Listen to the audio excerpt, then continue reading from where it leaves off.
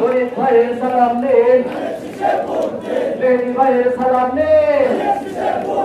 বেনি চাচুর সালাম নিন, আলী ভাইয়ের সালাম নিন,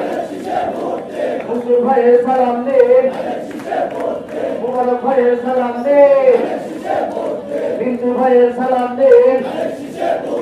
আসাদ ভাইয়ের সালাম নিন, সবার পক্ষে সালাম নিন, আমার পক্ষে সালাম নিন, শেষ বেলায় কলম করে বেঁচে আছে।